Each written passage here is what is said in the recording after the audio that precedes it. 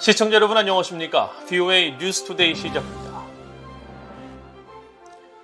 북한의 7차 핵실험 가능성이 계속 제기되는 가운데 미국은 이와 관련해 중국의 우려를 표하고 소통하고 있다고 미국 정부 고위 관리들이 밝혔습니다. 국무부는 한반도 비핵화를 위해 외교를 모색하고 있지만 북한이 호응하지 않고 있다고 지적했습니다. 첫 소식 박형주 기자가 보도합니다. 제이크 설리번 백악관 국가안보보좌관은 16일 민간단체 신미국 안보센터가 주관한 대담에서 북한의 7차 핵실험 가능성과 관련해 중국의 우려를 전달했다고 밝혔습니다. 북한의 핵실험 가능성과 관련해 중국과 소통하며 중국의 역할을 촉구하고 있다면서 다만 중국이 실제로 어떤 역할을 할지는 단정하지 않았습니다. North Korea, we have expressed our concern that North Korea is preparing to conduct another nuclear test. We have said that publicly. We have communicated that to China, and the proof will be in the pudding. Let's see how things play out. 최근 북한이 핵실험을 단행하면 강력히 대응할 것이라고 밝혔던 설리번 보좌관은 지난 13일 룩셈부르크에서 이루어진 중국 양제츠 공산당 정치고공과의 회동에서도 북한의 잇단 탄도미사일 발사와 핵실험 준비 가능성이 있는 상황에서 중국의 유엔 안보리 대북 결의안에 대한 거부권 행사를 우려했었습니다.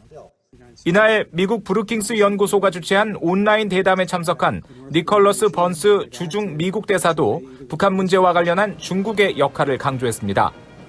특히 중국이 러시아와 함께 유엔 안보리의 추가 대북 제재에 거부권을 행사한 데 대해 매우 실망했다고 밝혔습니다.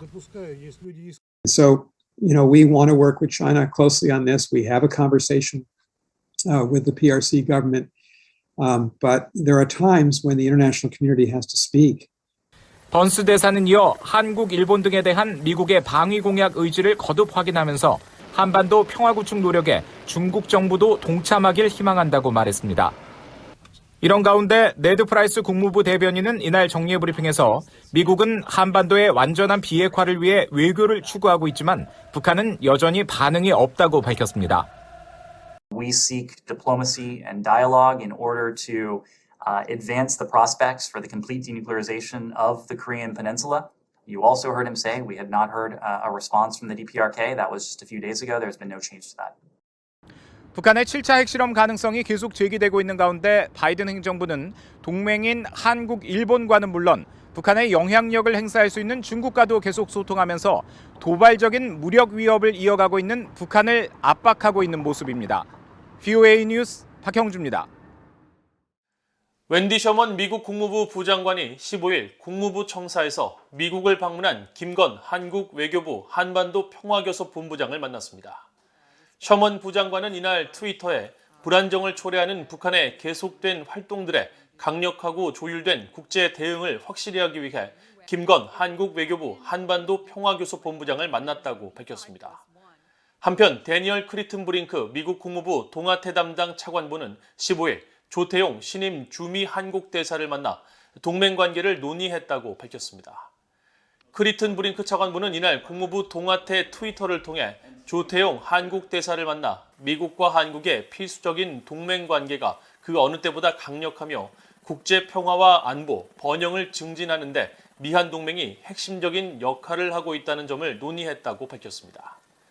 윤석열 정부 초대 주미 한국 대사인 조태용 대사는 한국 외교부에서 노무현 정부 시절 북미국장을 지냈으며 박근혜 정부 시절 육자회담 수석 대표인 한반도 평화교섭 본부장을 거쳐 1차관을 역임했습니다. 미국의 핵 전문가들은 북한 풍계리 핵실험장 내 4번 갱도에서 새로운 움직임이 포착됐다는 최근 위성사진 분석 결과와 관련해 북한이 폭발력이 다른 핵실험을 실시하기 위해 새 갱도를 복구하는 정황일 수 있다고 분석했습니다. 국제원자력기구 IAEA 사무차장을 지낸 올리 하이노넨 스팀슨 센터 특별연구원은 북한이 지난 몇 달간 복구 작업을 지속해온 3번 갱도는 핵폭발을 감당할 수 있는 규모가 제한적이며 핵무기 소형화를 위한 전술 핵무기 실험에 적합하다면서 이같이 밝혔습니다. 그러면서 비슷한 규모의 핵실험은 같은 갱도에서 여러 차례 실험이 가능하지만 더 큰 규모의 핵실험을 실시하기 위해서는 더 깊이 판 새 갱도가 필요하다면서 북한의 핵무기 개발은 추가적 실험을 필요로 하며 3번 갱도의 용량은 모든 실험을 충족할 수 없다고 지적했습니다. 미국의 핵 전문가인 데이브 슈멀러, 제임스 마틴 동아시아 비확산 센터 선임 연구원도 풍계리 4번 갱도 주변 도로 복구는 4번 갱도를 다시 활용하기 위한 사전 작업일 가능성이 있다면서 북한이 4번 갱도를 복구하기로 결정한다면 그것은 추가 핵실험을 계속하기 위해 노력하고 있음을 보여주는 것이라고 분석했습니다. 미국과 일본, 호주, 유럽연합이 유엔에서 북한의 납치 문제를 논의하는 심포지엄을 공동 개최했습니다. 미국은 국제 납치에 관여하고 있는 북한 정권을 강력히 규탄하면서 피해자들의 즉각적인 송환을 촉구했고 피해자 가족들은 김정은 위원장의 결단을 촉구했습니다. 김영교 기자가 보도합니다. 유엔에서 납치 문제를 주제로 연 화상 간담회에 참석한 린다 토머스 그린필드 유엔 주재 미국 대사는 북한 정부가 국제 납치와 강제 실종 문제에 관여하고 있다면서 규탄한다고 밝혔습니다. The United States unequivocally condemns the DPRK government's involvement in international abductions and forced disappearances. Abducting citizens of Japan and other nations and forcibly keeping them against their will in the DPRK is a travesty. The DPRK is responsible for so many human rights abuses. 토머스 그린필드 대사는 그러면서 북한은 불법적으로 납치해 억류하고 있는 모든 사람들을 풀어주고 그들이 가족으로 돌아갈 수 있도록 조치할 것과 이들에 관한 모든 정보를 즉각 공개할 것을 촉구했습니다. 화상 간담회에 참석한 이시카네 김히로 유엔 주재 일본 대사는 일본이 북한의 일본인 납치 문제를 해결하기 위해 국제사회와 협력하고 있다고 강조했습니다. Japan has been striving alongside partner countries towards the immediate resolution of the issue in the international arena, including in the United Nations. The United Nations will continue to make every effort towards resolving this issue of global importance. 간담회에는 일본과 태국 등에서 북한에 의해 납치된 것으로 알려진 피해자들의 가족도 참석했습니다. 1977년 11월 15일 13살의 나이에 니가타현 니가타시에서 북한 공작원에 의해 납치된 요코다 메구미 씨의 남동생 타쿠야 씨는 즉각적인 납북 일본인 송환은 피해자뿐 아니라 북한에도 이득이라며 김정은 위원장의 결단을 촉구했습니다. 最後に金正恩委員長に伝えます。人権問題である拉致事件の解決、つまり全拉致被害者の即時一括帰国を約束すれば、私たちは明るい未来を取り戻すことができます。同時に北朝鮮自身も人道支援、医療支援を受けることができて明るい未来を手にすることができます。金正恩委員長、どうか勇気ある英断を持って拉致事件の全面解決を図ってください。 북한의 납치 문제와 관련한 유엔의 간담회는 이번이 6번째로 미국과 일본, 호주, 유럽연합이 공동으로 개최했습니다. 북한 정권이 한국전쟁 당시 한국에서 북한으로 끌고 간 국군 포로와 민간인 납북자는 모두 8만에서 10만 명으로 추산되는 가운데 유엔 주재 한국 대표부 등 한국 정부 관계자는 이날 간담회에 참석하지 않았습니다. VOA 뉴스 김양교입니다. 북한 평양 미림 비행장 인근 열병식 훈련장에 이달 들어 병력의 움직임이 포착되기 시작했습니다.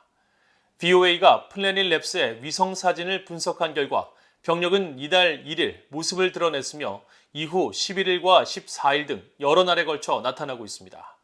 가장 최근인 14일자 위성 사진의 경우 병력의 무리가 만들어낸 것으로 보이는 점 8, 9개가 확인됐는데 과거 열병식 훈련 때처럼 병력이 정사각형 대열을 이루거나 행진을 하는 듯한 모습은 나타나지 않았고 훈련이 본격화될 때마다 포착된 차량의 주차 모습도 현재는 없는 상태입니다.